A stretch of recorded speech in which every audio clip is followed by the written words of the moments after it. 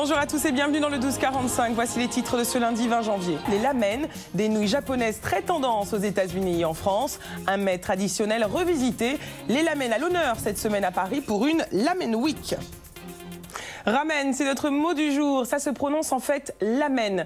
Et il s'agit d'un plat traditionnel japonais à base de nouilles. Un mets devenu très tendance aux États-Unis et qui arrive en France. Le lamen est même revisité. Et c'est aujourd'hui le lancement à Paris de la Lamen Week. L'occasion de découvrir ces créations culinaires étonnantes. David Segal, Camille Richebois et Ingrid Carré.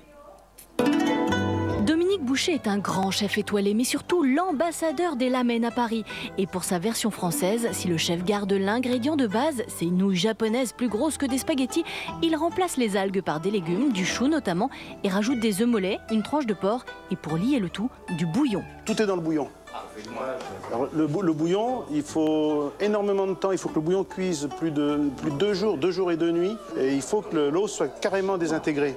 Et c'est ce qui donne le goût. Ce n'est pas Shigemi Kawahara qui dira le contraire. Le maître incontesté du lamen au Japon est venu prodiguer ses conseils au chef français.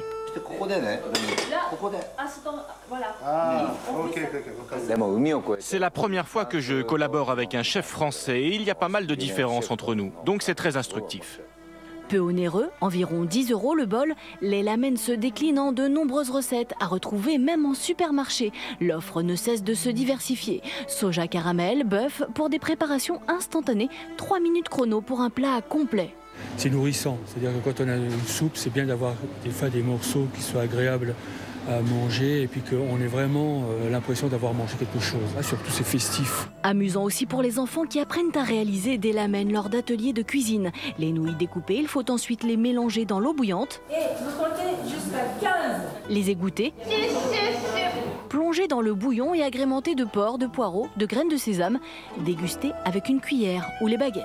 Quand on mange, il faut faire du bruit, sinon ça peut vexer les créateurs. Cela s'appelle faire zuzuto. Sur l'atelier. Et oui, au pays du soleil levant, faire du bruit en mangeant sa soupe, c'est permis.